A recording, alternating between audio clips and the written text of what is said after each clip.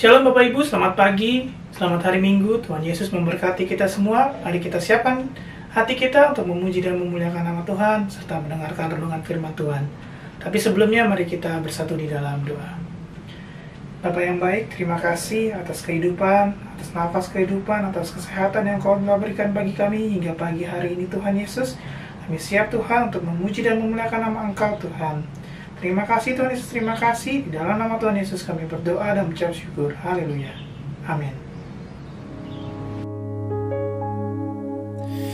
Walau ku harus berjalan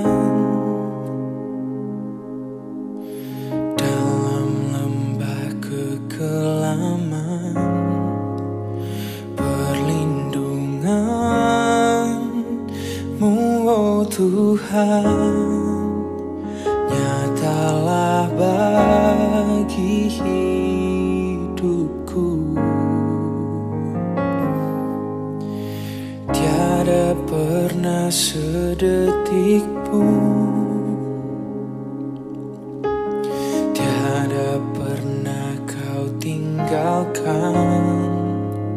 Sungguh mulia dan sempurna, hanya Kau layak disembah. Yesus, Engkau juru selamatku. Dalam janji-Mu kemenanganku. Selamanya kan ku nyatakan besar setia-Mu Tuhan di hidupku.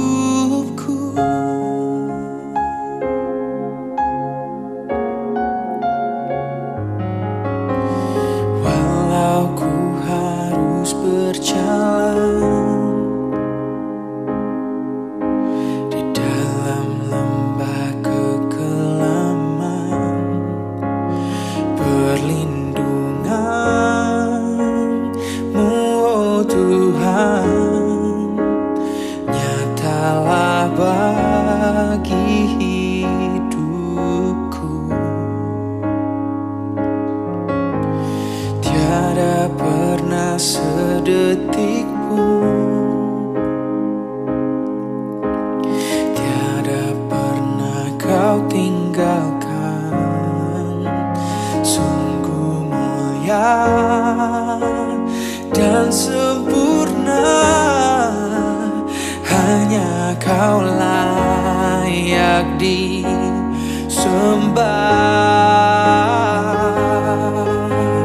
Yesus, Engkau juru selamatku. Dalam janji-Mu kemenanganku. Selamanya kan ku nyatakan besar setia-Mu Tuhan di hidupku. Bapak Ibu, Saudara sekalian, mari kita siapkan hati kita untuk mendengar renungan firman Tuhan yang akan dibawakan oleh hamba-Nya. Tapi sebelumnya mari kita bersatu di dalam doa. Kami mengarahkan hati kami Tuhan untuk mendengarkan firman-Mu Tuhan. Biar firman-Mu menjadi penolong, penopang hidup kami Tuhan Yesus. Biar kami menjadi pelaku-pelaku firman-Mu yang setia Tuhan. Berkati hamba-Mu yang akan memberitakan firman-Mu. Di dalam nama Tuhan Yesus kami siap Tuhan untuk mendengar dan menerima firman-Mu. Haleluya. Amin. Salam, selamat pagi kekasih dalam Tuhan Yesus. Pagi hari ini saya akan menyampaikan firman Tuhan dengan tema menderita menjadi keselamatan. Penderitaan menjadi keselamatan. Pernyataan dari Nabi Yesaya ini agak sulit untuk diterima dengan akal sehat manusia. Mana mungkin penderitaan menjadi keselamatan di diri kita. Penderitaan itu membawa orang pada kesengsaraan. Itulah yang berlaku umumnya secara duniawi. Namun Yesaya memberi jaminan bahwa di balik duka atau sengsaraan, ada sukacita di dalam Tuhan. Karena Allah memiliki suatu tujuan di balik segala penderitaan, karena Allah menggunakan keadaan-keadaan untuk mengembangkan karakter kita.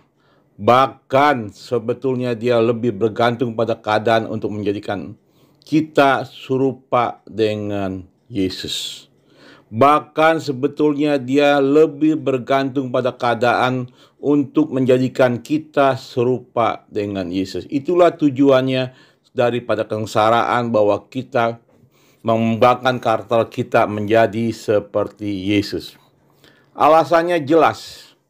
Kita menghadapi berbagai macam-macam persoalan hidup 24 jam sehari. Maka di Yesaya 38 ayat 17 mengatakan demikian.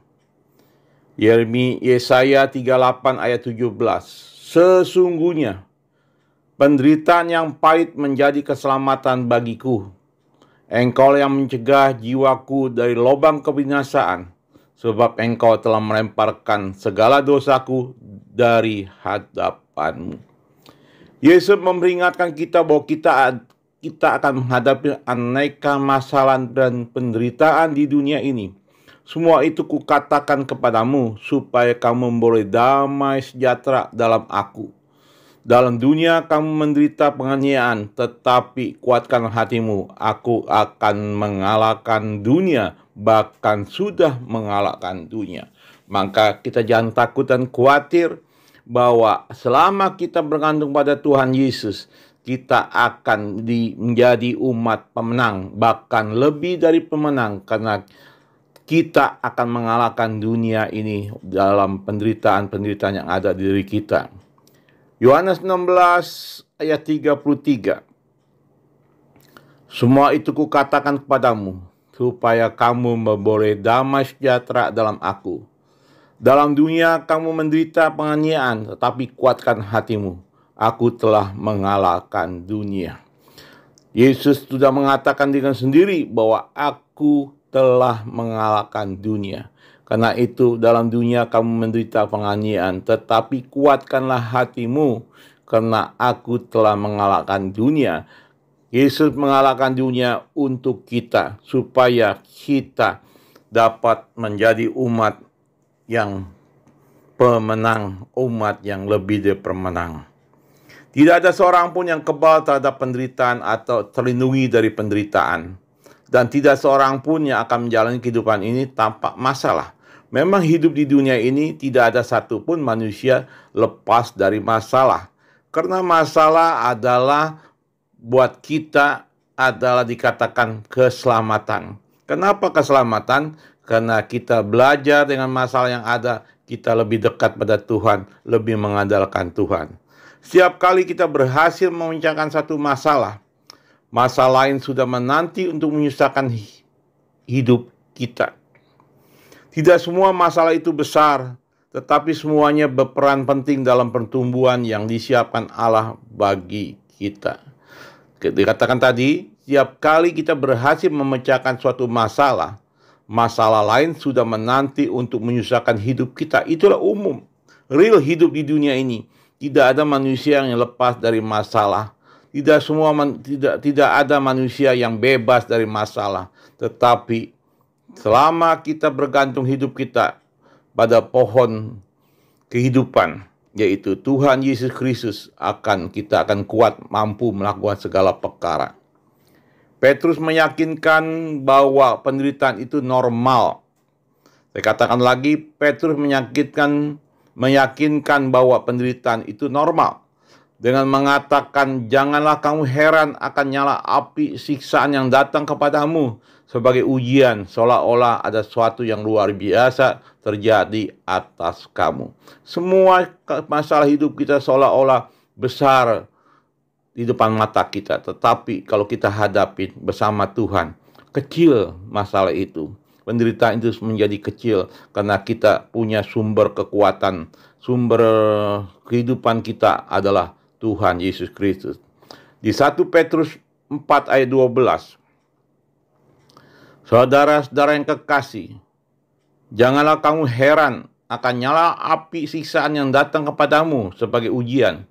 Seolah-olah ada sesuatu yang luar biasa terjadi atas kamu. Terjadi atas kita seolah-olah. Allah memakai penderitaan untuk menarik kita lebih dekat kepada dirinya. Kitab suci mengatakan Tuhan dekat pada orang yang patah hati dan ia menyelamatkan orang yang remuk jiwanya. Allah memakai penderitaan untuk menarik kita lebih dekat kepada dirinya. Karena manusia kalau sedang bahagia dan di atas suka lupa dengan Tuhan, maka kadang-kadang Tuhan memakai penderitaan untuk menarik kita lebih dekat kepada Tuhan, sehingga kita lebih taat berdoa, kita rajin beribadah, kita lebih lagi mengerti kehendak Tuhan dalam hidup kita, dan kita bukan hanya tahu Tuhan, tetapi kita mengenal Tuhan lebih dekat karena masalah di diri kita. Kitab suci mengatakan Tuhan dekat kepada orang yang patah hati dan dia menyelamatkan orang yang remuk jiwanya.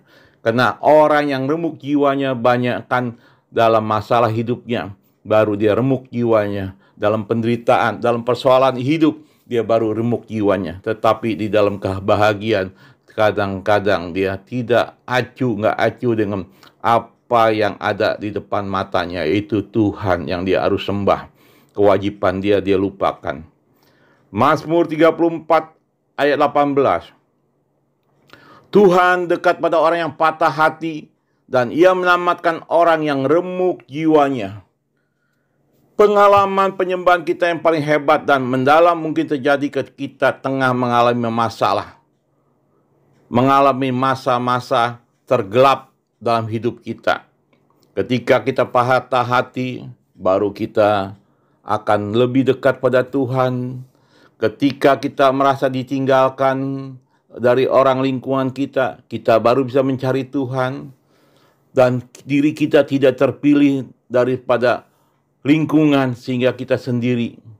Atau ketika kita mengalami penderitaan badani yang luar biasa, barulah kita sungguh-sungguh mencari Tuhan. Inilah kadang-kadang dikatakan penderitaan membawa keselamatan dalam hidup kita. Sekali lagi saya katakan, kadang-kadang penderitaan ini membawa keselamatan pada diri kita karena kita lebih dekat kepada Tuhan. Dan kita datang kepada Allah sendiri. Selama dalam penderitaan itulah kita belajar untuk menaikkan doa-doa yang paling murni, sepenuh hati dan jujur kepada Allah. Saya katakan lagi, dan kita datang pada Allah sendiri selama dalam penderitaan. Itulah kita belajar untuk menaikkan doa-doa kita yang paling murni sepenuh hati dan jujur kepada Allah di saat kita banyak penderitaan. Kita berdoa dengan sepenuh hati, dengan murni, dengan hati yang murni, jujur kepada Allah. Ketika kita dalam penderitaan, kita tidak lagi memiliki tenaga untuk menaikkan doa-doa yang dangkal. Ketika kita berada dalam penderitaan, kita tidak lagi memiliki tenaga untuk menaikkan doa-doa yang dangkal. Ketika hidup terasa menyenangkan, kita mungkin menikmati dengan kerinduan untuk mengetahui tentang Yesus dan dengan meniru Dia dan mengutip perkataannya serta membicarakannya. Tetapi dalam penderitaannya kita akan benar-benar mengenal Yesus. Di dalam penderitaanlah kita akan benar-benar mengenal Yesus. Makanya seringkali penderitaan itu ada dalam diri kita supaya kita diselamatkan. Karena dengan mengenal Yesus dengan sungguh-sungguh di saat kita menderita. Di saat kita menderita, kita benar mengenal Yesus dan kita kita tergantung hidup kita pada Tuhan dan kita menyembah Dia dengan sungguh-sungguh.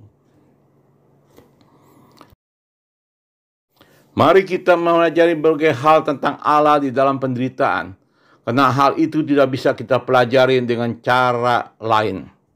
Contohnya, Allah tentu bisa saja mencegah agar Yusuf tidak masuk penjara. Dan juga agar Daniel tidak masuk dalam goa singa. Agar Yeremia tidak masuk ke dalam perigi. Dan agar Paulus tidak mengalami karam kapal 3 kali. Dan mencegah 3 pemuda Ibrani agar tidak dibuang dalam perapian menyala-nyala. Yaitulah Sadrak, Mesak, Abednego. Tuhan bisa lakukan semua, tetapi Allah tidak melakukannya. Mengapa? Dia membiarkan umatnya menderita. Allah mengizinkan penderitaan tersebut terjadi sebagai hasilnya setiap orang ditarik lebih dekat kepada Allah. Kena penderitaan, kena masalah, sebagai hasilnya setiap orang ditarik lebih dekat kepada Allah. Kalau kita hidup selalu di zona nyaman, dan kita hidup selalu semua baik dan kita lebih jauh akan jauh pada Tuhan, tidak akan lebih mendekat pada Tuhan karena kita lupa, karena kita hidup sudah nyaman. Karena penderitaan mendorong kita untuk memandang kepada Allah dan bergantung padanya dan bukan pada diri kita sendiri dan manusia. Sekali lagi saya katakan, penderitaan mendorong kita untuk memandang kepada Allah dan bergantung kepadanya dan bukan pada diri kita sendiri dan manusia. Itulah karena penderitaan kita bergantung kepada Allah dan mendorong kita lebih dekat kepada Allah. Paulus memberi kesaksian tentang hal ini. Kami merasa seolah-olah kami dijatuhin hukuman mati, tetapi hal itu terjadi supaya kami jangan menaruh kepercayaan pada diri kami sendiri, tetapi hanya kepada Allah yang membangkitkan orang-orang mati. 2 Korintus 1 ayat 9. 2 Korintus 1 ayat 9. Bahkan kami merasa seolah-olah kami telah dijatuhkan hukuman mati, tetapi hal itu terjadi supaya kami jangan menaruh kepercayaan pada diri kami sendiri, tetapi hal itu terjadi supaya kami jangan menaruh kepercayaan pada diri kami sendiri, tetapi hanya pada Allah yang membangkitkan orang mati. Kita tidak akan pernah menyadari bahwa Allah adalah satu-satunya kita butuhkan sebelum kita merasakan Allah satu-satu yang kita miliki. Saya ulang lagi kata ini, kita tidak akan pernah menyadari bahwa Allah adalah satu-satu yang kita butuhkan. Allah adalah satu-satu yang kita butuhkan sebelum kita merasakan Allah satu-satu yang kita miliki. Kita tidak memiliki hal lain. Kita tidak memiliki apapun, yang kita hanya miliki hanya satu Allah, satu Tuhan, yaitu Tuhan Yesus Kristus yang kita miliki. Barulah kita tahu bahwa kita membutuhkannya. Apapun terjadi, penyebabnya tidak satu pun masalah yang bisa terjadi tanpa seizin Tuhan. Masalah di hidup kita terjadi pasti seizin Tuhan. Segala sesuatu terjadi pada anak Allah sesudah disaring oleh Bapa. Dan Tuhan bermaksud menggunakan untuk kebaikan, meskipun iblis dan lainnya bermaksud untuk keburukan. Tuhan aja menggunakan masalah hidup kita untuk kebaikan. Kalau iblis yang lainnya bermaksud untuk keburukan di dalam kehidupan kita, tapi dalam Tuhan kita apapun masalah untuk kebaikan diri kita. Karena Allah adalah memegang kendali tertinggi di diri kita, penderitaan yang kita alamin. Hanya insiden dalam rencana kebaikan dari Allah bagi kita. Karena setiap hari dari kehidupan kita sudah tertulis pada penanggalan Allah sebelum kita dilahirkan. Mazmur 139 ayat 16. Matamu lihat selagi aku bakal anak, dan dalam kitabmu semuanya tertulis. Hari-hari akan dibentuk sebelum ada satu pun daripadanya. Maka mata Tuhan selalu melihat selagi kita bakal anak, dan kita ditulis hari-hari dibentuk, dan sebelum ada satu pun daripadanya, kita ada di tangan Tuhan. Maka segala sesuatu yang terjadi pada diri kita memiliki manfaat rohani dan segala sesuatu. Maka segala sesuatu yang terjadi pada diri kita memiliki manfaat rohani dan segala sesuatu yang baik. Roma 8 ayat 28. Kita tahu sekarang bahwa Allah turut bekerja dalam segala sesuatu untuk mendatangkan kebaikan bagi mereka yang mengasihi Dia, yaitu bagi mereka yang terpanggil sesuai dengan rencana Allah. Kita tahu sekarang Allah turut bekerja dalam suatu untuk mendatangkan kebaikan. Apapun masalah di hidup kita, pasti di dalam Tuhan adalah mendatangkan kebaikan bagi kita yang mengasihi Tuhan. Karena itu kalau kita mengasihi Tuhan, masalah apapun terjadi dalam hidup kita, endingnya pasti baik bagi kita dan keluarga kita dan masa depan kita. Sebab semua orang yang dipilihnya dari semula, mereka juga ditentukan dari semula untuk menjadi serupa dengan gambaran anaknya. Kita dipilih dari semula, juga ditentukan dari semula untuk menjadi serupa dengan gambaran Yesus Kristus. Karena itu, nikmatilah, terimalah dengan sukacita segala penderitaan yang kita alami dan sebagai jalan menuju keselamatan yang kekal. Puji Tuhan, inilah keselamatan yang kekal. Terimalah semua penderitaan yang kita alami sebagai jalan menuju keselamatan yang kekal. Amin. Jadi kesimpulannya, penderitaan adalah keselamatan. Karena penderitaan yang terjadi atas diri kita, agar kita lebih dekat kepada Tuhan. Karena penderitaan yang terjadi atas diri kita, agar diri kita lebih mendekat kepada Tuhan dan mengerti kehendak Tuhan. Karena penderitaan terjadi kepada kita, sehingga kita dapat doa kepada Tuhan dan lebih tekun dan lebih sungguh-sungguh. Karena penderitaan, sehingga kita dapat berdoa kepada Tuhan dengan lebih tekun dan lebih sungguh-sungguh. Karena penderitaan yang terjadi pada diri kita membuat diri kita lebih bergantung kepada Tuhan, bukan lagi kepada kekuatan diri kita sendiri dan manusia.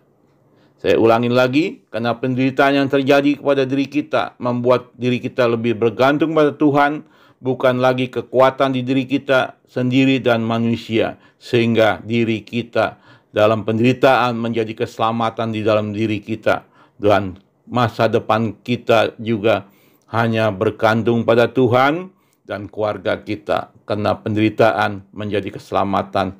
Bahwa kita harus sadar, bukan Tuhan tidak mengasihi kita, Tuhan sangat mengasihi kita. Dibiarkan kita masalah seperti yang dalam cerita yang tadi. Paulus merasakan penderitaannya dan dia mengalami penderitaannya. Sadrak, Meshak, Abednego dalam penderitaannya, semua seizin Tuhan supaya mendapatkan mereka lebih dekat pada Tuhan dan lebih mengerti kehendak Tuhan. Demikian firman Tuhan menjadi rema buat Bapak, Ibu, Saudara-saudari. Mari kita berdoa untuk firman Tuhan. Terima kasih Tuhan untuk firman-Mu yang pagi hari ini yang mengajar kami, mendidik kami, memberi kami pengertian bahwa hidup kami kalau mengalami penderitaan bukan karena kejahatan Tuhan, tapi untuk menyelamatkan diri kami Tuhan. Karena kami tahu Tuhan, Engkau mengasihi kami dan Engkau peduli.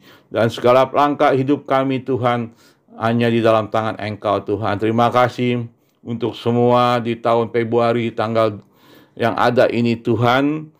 Kami dapatkan di bulan Februari semua Engkau menyertai kami. Di tahun 2001 sampai 2022 semua baik dan baik. Karena kami tahu kami punya Tuhan yang baik, yang Tuhan yang mengasihi kami. Tuhan terima kasih untuk firman-Mu. Berkatin anak-anak-Mu Tuhan, hamba-Mu juga Bapak Nugroho dan juga anak-anak-Mu. Engkau berkatin kebutuhan hidup mereka. Engkau tahu kebutuhan mereka, Engkau tahu persoalan mereka.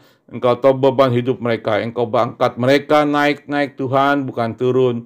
Jadi kepala, bukan ekor. Berkatin kebutuhan hidup mereka. Biar melalui hidup mereka, nama-Mu dipuji, dimuliakan Tuhan. Di dalam nama Tuhan Yesus Kristus, kami ucap syukur dan terima kasih dan berdoa. Haleluya, haleluya, amin, amin. Bapak, Ibu, Saudara, yang kami kasih dalam nama Tuhan Yesus Kristus, mari kita berdoa. Allah Bapa yang hamba panggil dalam nama Tuhan Yesus, pagi ini patut mengucap syukur atas firman-Mu pagi hari ini.